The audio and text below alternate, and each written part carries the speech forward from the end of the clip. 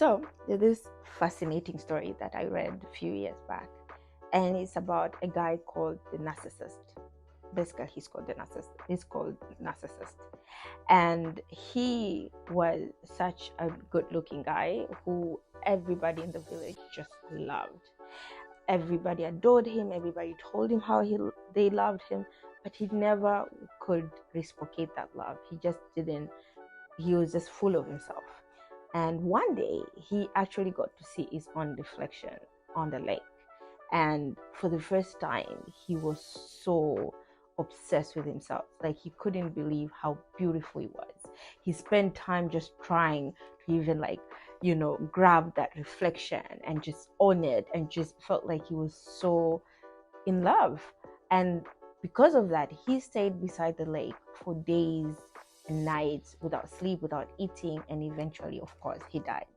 And when he died, the lake that was, once so clean and clear, and, it just turned to be this lake full of, dirt. It was not clear anymore. It was salty. So the villagers asked the lake, what happened? How comes you are not as clean and clear as you used to be? And the lake answered that it was mourning. It was mourning the death of the Narcissist. And the villagers were like, why would you mourn the death of the Narcissist? You were the luckiest person. The Narcissist spent his last days on earth with you. He was one of the most beautiful people we've ever seen. And the lake was really shocked because it also didn't know that the Narcissist was that beautiful. It only saw its own reflection through Narcissist's eyes. And because of that, it was also so obsessed with how it looks, how clean it was.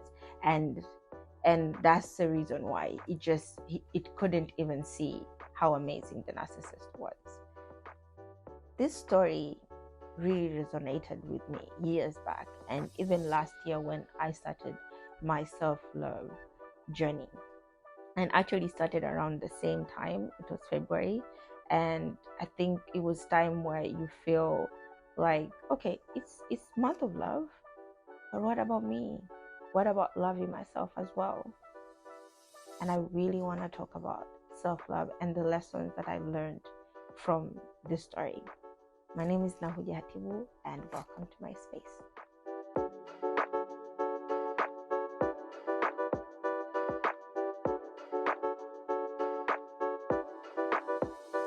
So the story about the Narcissist, it's actually a story that has different versions, and a lot of people have written different perception of or what they have learned from that.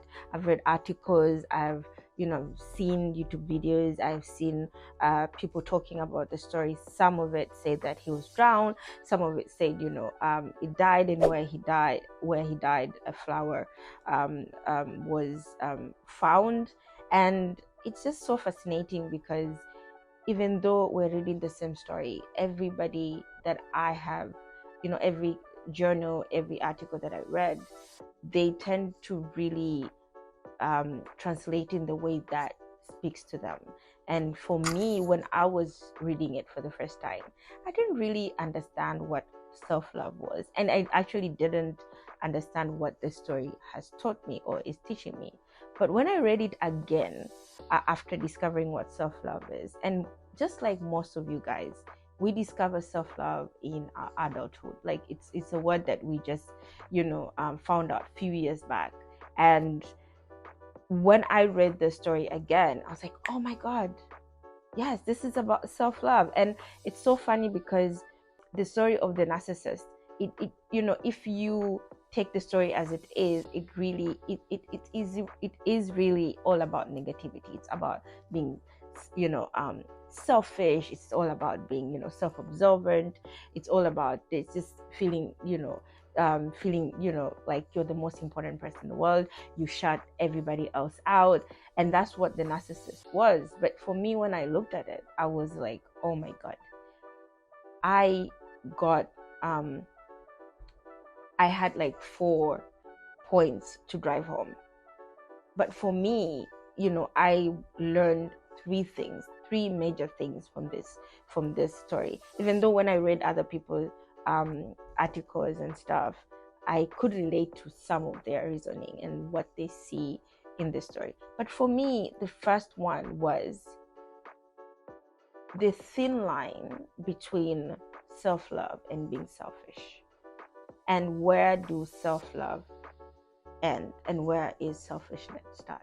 And when I look at the narcissist, it's not that he didn't he didn't do the right thing. Like, who doesn't want, when they look at themselves in the mirror, they get obsessed with their, because we don't like what is looking back at us. We don't like the shape of our bodies. We don't like how our makeup are. We don't like maybe the way our hair is. We want to be like somebody else.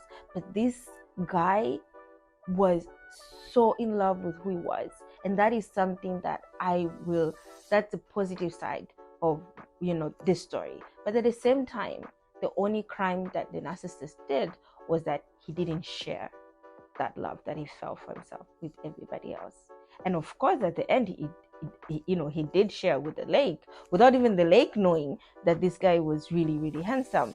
But because he shut everybody else out, he just ended up being, he ended up being the bad guy. But in real sense, with everybody, I want to be the narcissist. I want to be so in love with myself.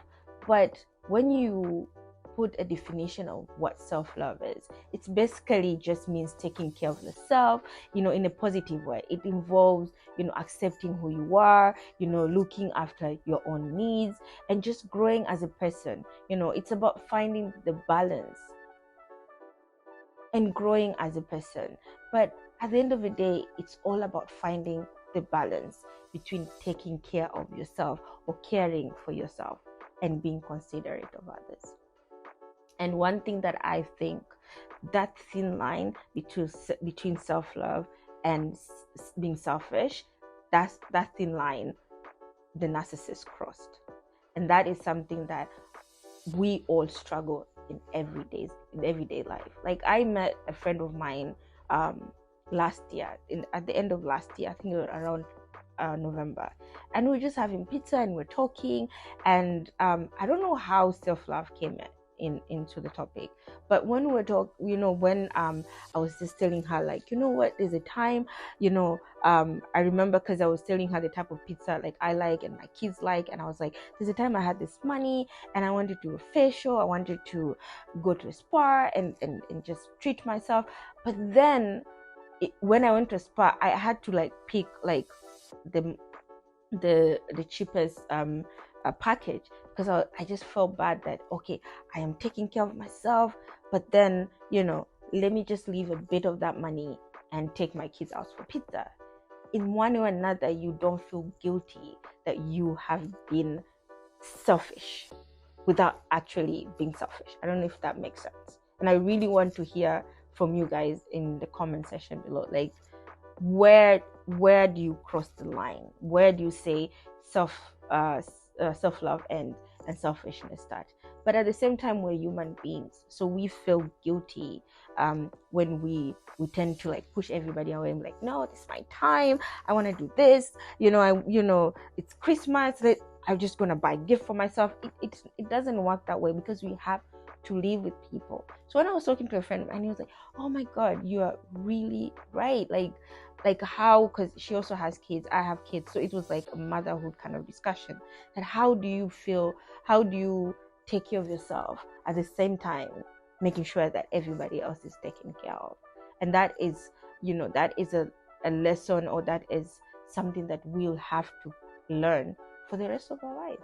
I feel like self-love, it's something that you have to keep practicing over and over and over again until you get it right. And probably you'll not get it right, but just being aware that where that there's that line, there's that thin line, and just always have that in the back of your head that I can love myself, I can take care of myself, I can take care of myself spiritually, I can take care of myself physically, I can take care of myself emotionally, I can take care of myself mentally, without hurting other people, at the same time including everybody else around you. And narcissist didn't do that. Imagine if he because he was so in love with himself. He had so much love that he actually stayed there until he died. It means that he had enough love to show so many people. Imagine if he chose to even share a bit of that, where would he be? And of course he shared that with the lake without knowing, because it was kind of like selfish. He didn't even know until he died that he was the reason why the lake was so clean and was so clear, but crystal clear. But at the end of the day, honestly, we all sometimes lose that sight. We all sometimes just are so full of ourselves that we forget that somebody else is feeding on that energy or whatever we have. And that brings me to the second point, which is depending on others to see self-worth, which is to me it goes back to how the lake changed when the narcissist died. And it's so bad because it really shows why seeking validation from others can lead to disappointment and unfulfillment. And it's just knowing that there's always gonna be, or depending on external force or external sources to define one's self-worth. It's really, really dangerous. And it's not that we don't have enough in us to love ourselves. It's not like we don't have enough in us to actually know our self-worth. It's because we place that in other people's hands. We place that on other people's hands, that how they see us, how they perceive us, how they relate to us, how they love us. That's how much we're worth, which is not right. And you can just tell that of course with this journey, the journey that I'm in right now, and just being able to see what other people are talking about self-love, I realized that self-worth comes from within, from self-acceptance, self-awareness, and a healthy sense of one's own value. It shows that depending on others for validation can lead, of course, to negative outcome. But finding self-worth from within, of course, promotes inner growth and confidence and resilience and so on and so forth. So I think from the story, just as much as we love ourselves, as much as we're trying to find self-love, I think this story teaches me that at the end of the day, as when you love yourself, when you practice self-love, it's not easy for other people to define your self-worth. And it's much easier for you to be able to. And let me tell you this thing. It's so dangerous. I don't know if I should say dangerous. I feel like it's so dangerous when you find self-love. Because self-love because peace comes with self-love. I'm telling you. Like for me, I'm this kind of person who I don't know about everybody else, but I am, and we live in Tanzania, so I know a lot of people go through this as well. Customer service. If I go to a shop, maybe even a kiosk, mangi shop, and that person who's selling me something for the first time doesn't smile, doesn't treat me well, I'm not saying like, hey, no. I'm like, just be, your service should be in a way that I feel like I am being served. I don't know if I can be able to put it in a better word. Just good client service. It's so important to me. And just being able to go somewhere and feel important. It's really, really important to me. And just something small like that, when you find self-love and your self-worth, and you are allowed to be treated in a certain way, or you don't allow to be treated in a certain way because you understand yourself. Imagine, for me, just something that small, I'll never go back to that shop. I'll never go back to that supermarket. I'll never go back to that boutique. I'll never go back to that hospital. Because when you find peace, which comes with finding self-love, which at the end of the day, you understand your self-worth, it's so dangerous because you get to run away from anything that can threaten that. And at the end of the day, you end up actually surrounding yourself with people and things that just embraces who you are. You don't have to walk on eggshells. You can be authentic self because you know yourself, because you are practicing self-love without being selfish, of course. But it's dangerous in that way. So for me, I feel like I've reached a point in my life. This journey is still continuing. I think I'm still figuring out how else I can be able to practice self-love. But the book is really teaching us how important it is not to depend on other people to show us our worth, and that comes after discovering yourself, and having self-awareness comes after discovering and practicing self-love. And that's why it's like, just from that point to that point, just kind of like, for me, it made more sense. So when I was thinking about self-love and being selfish, it just came naturally. And the third point that I got from this book this second time round, of course, the first time, like I said, I didn't even know what that story meant to me at that time. I was young. I just read, actually the first time I came across the story was from The Alchemist and Alchemist, and that was really, really cool. That's just how the author just put that story together. And that drives us to the third point, which is the world is a reflection of what we see for ourselves.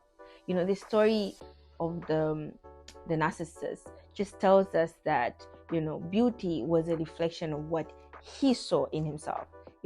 And this shows that our self-image can be influenced by how we see ourselves, how we see others, and how we see the world. And when I was thinking about this, of course, when I was writing this point down, I was like, okay, wait. I understand that, by especially the lake, not even the Narcissus, the lake was able to become even better, more cleaner, more clear, when it saw its reflection on the Narcissus' eyes. And actually there's this version, sorry, I'm just taking it back. So there's this another version of the story that it says that because the Narcissus couldn't grab its reflection because it was so in love with himself, he actually started crying and he was tearing up and everything was actually sad towards the end. Because of that, the lake could see itself even clearer through the eyes, and because of that, it became even more clear and more wide and just clean. It was like it just was on another world. And to me, that really speaks volume. Before we go further, there's this book called The Courage to Be Disliked, and I think everybody should read that book. And basically, when I was reading and I was reading that book, it's actually a discussion between a young person and a philosopher. And the philosopher just kept saying, everybody can be happy. And that's another, I'll have to talk about that book, the whole book, but just that part where it was just like, everybody can be happy. We choose to be sad. We choose to be this. We choose to see the world the way we feel about ourselves. If you look in the mirror and you don't feel pretty enough, if you look in the mirror and you don't see you don't like what you're seeing, you don't know your self-worth, you hate everybody else, you just argue with everybody else, you just this kind of person that just carry all the heavy thing of the world, and you see the world as a place where you cannot be happy, you cannot excel. Why I'm not getting jobs? Why am I not growing in my career? Why am I not being promoted? Why am I everything? You have to blame the world. But if you stop and look at yourself, you realize that how you see the world is truly the reflection of how you see yourself. And this book really just put a stamp on this point, that the lake was able to be the best of itself, because it saw its own beauty, and it loved what it saw. It saw it, in those reflections, and because of that, it became the best at it. The best lake probably at that time. and it will take, we'll go back to the second point, that even though it ended up going back to being, dirty and salty, because it placed its worth on, the reflection that it was seeing. But at that moment, it saw the world as beautiful as it can be, because it just loved what he saw back. And for me, I think, it's so important to, to really say good things to yourself. It's so important to be aware that every thought, every word that come out of your mouth, the affirmation that you tell yourself, it's so important, because it will really reflect back in how you see the world. I had a friend, last part, I had a friend of mine once who always used to tell me this: Nauja, what you throw into the world, it will bounce back. What you throw into the world will bounce back. And I cannot emphasize that enough. It really is important. And I know sometimes we wake up and we don't feel like doing anything, we feel unproductive, we feel uninspired. But trust me, what you say with your tongue, the affirmation you give yourself, how you view yourself, you'll see how the world is gonna respond back. So basically, guys, honestly, at the end of the day, those three points for me, that's what drives home. And just when we're talking about, being, again, when we're talking about reflection, how we see ourselves is how we see the world. At the same time, we're going back to self-love, guys. Make sure you are bringing the best version of yourself, so other people can be able to see the best version of themselves through you. Let's not take advantage of people, because sometimes, a lot of people, when they are winning and they're doing great things, they tend to bring everybody else down with them. Let's make sure that people are not feeding this bad energy that we have, because at the end of the day, you never know who is depending on you for their self-worth, which is really bad. But I'm telling you, I've gotten messages sometimes, someone telling me that, no, if it was not for you at that time, if you did not believe in me, if you did not think I was beautiful enough, I wouldn't be here where I am right now. I feel like I know who I am. I loved myself better because you believed in me. And you look at that and you're like, oh my God, I didn't even know I was doing that. Just like the way, maybe the narcissist didn't know he was doing that to the lake, and the lake didn't know, and the lake, didn't know that it was doing that to the narcissist. It's so important for us to be aware and be careful how we treat others while we're practicing self-love. We have to understand that, whatever we do to other people also affects them, and we just trying to be as the best version of ourselves as possible, so people can also feel the best version of themselves as well. So in short, the story of Narcissus, teaches us how to understand ourselves, to me at least, be kind to others, focus on inner beauty, growing as an individual, but at the same time, how to spread the love that you feel inside, and to the world, and, having that reflected back to you.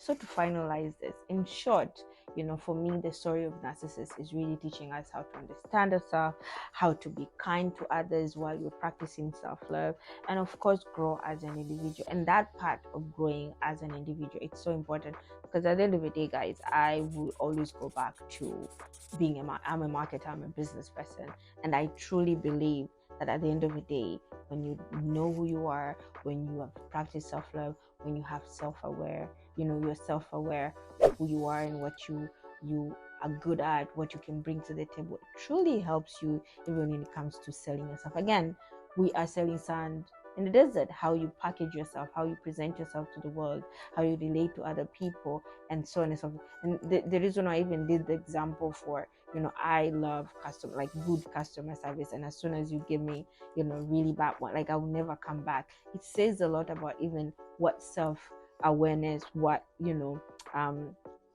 self-love can do to somebody, and that can also be able to affect your business or how you run your business, and so on and so forth.